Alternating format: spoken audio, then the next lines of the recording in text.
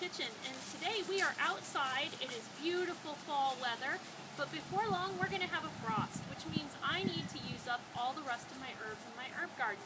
So today I'm going to show you how to make a pesto basil, and we'll be using basil from the garden. You can already see the cold is starting to give it some black spots, so I definitely want to get it harvested and inside.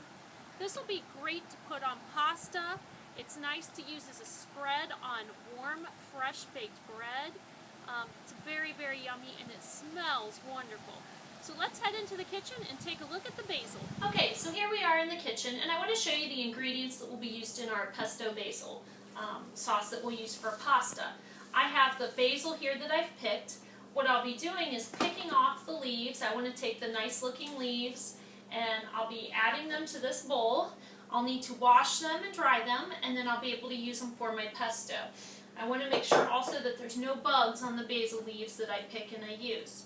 I'll be adding some olive oil, some Parmesan cheese, which I'll have to grate, some pine nuts, some fresh cracked pepper, and some salt. I'll be using my food processor to blend all this up, and my food processor is quite small. I like it small because I can make small servings with it. It's also easier to store, but the downside of this is I'm going to have to make a lot of batches in this. As I make up the batches, I'm going to put it into ice cube trays and freeze it. And then it's really easy just to pop them in a Ziploc bag, and then based on the number of servings I need, all I need to do is pop out one ice cube per serving, and then that way I can warm that up and use it right on top of the pasta. So let's get started. So we're ready for our next step. I've got my basil leaves over here. They're washed, dried, clean, ready to go. And I have all my ingredients out. So we're going to get ready to begin to put all this together. The first thing I'm going to do is I'm going to cram a bunch of basil leaves down in here. And these will get ground up pretty fine. So this is probably about 2 cups crammed into there. Then I'm going to need some garlic. And the garlic I'm going to be using is in the bulb form, and I just need a clove or 2. So I'm breaking off the cloves from the bulb, and they've got this heavy skin on it, and I've got this neat little tool that I can use. Now, you don't have to use this to peel garlic. You can go ahead and use a knife and kind of peel it off, but this makes it nice and easy. Now what I'm going to do is mince it, and I have a mincer here.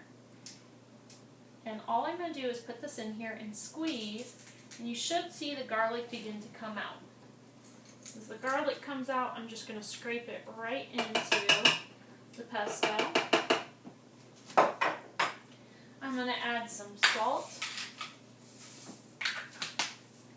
some fresh cracked pepper,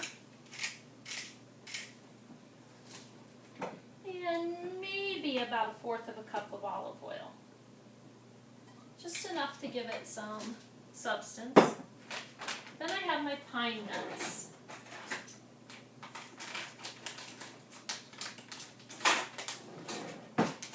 And for my pine nuts, I'm going to use probably about 2 tablespoons worth in there. Now I need my cheese, my Parmesan cheese, and I'm going to have to grate that to put that in there. I'm going to want close to about 1/4 of a cup, so I'm going to go ahead and slice this plastic off. I'm going to leave a little bit on because it'll give me something to hold on to without getting the cheese all over my fingers. And I have this grater that I'll be using so that I can grate this up fairly quick and easy. Okay, so our Parmesan is all ready. I've added some already to the blender. I'm just going to add the rest of this and put it in there. So now I have some fresh Parmesan in.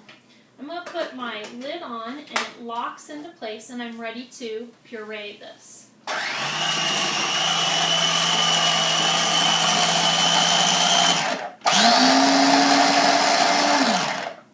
Now I will have to take and push down the leaves every now and then so that it will all get blended very nicely in here.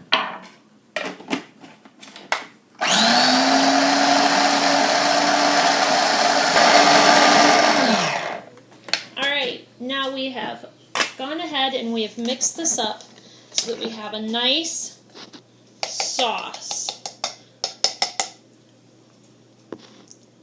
Now what we're going to do is we're going to go ahead and take an ice cube tray and spoon some of this into the ice cube tray so that it comes out all nice and frozen in individual portion sizes. So I'm just going to use a spoon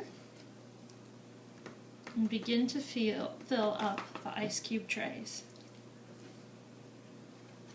This is also great to even use on top of your pasta right now. Don't freeze it, just use it fresh. It will have an even more amazing flavor and taste than if you froze it. Here is the pesto all ready to go in the ice cube trays. I'll just pop it in the freezer, let it freeze, and tomorrow I'll pop them out and put them in a Ziploc bag. They'll be a yummy treat on top of any pasta.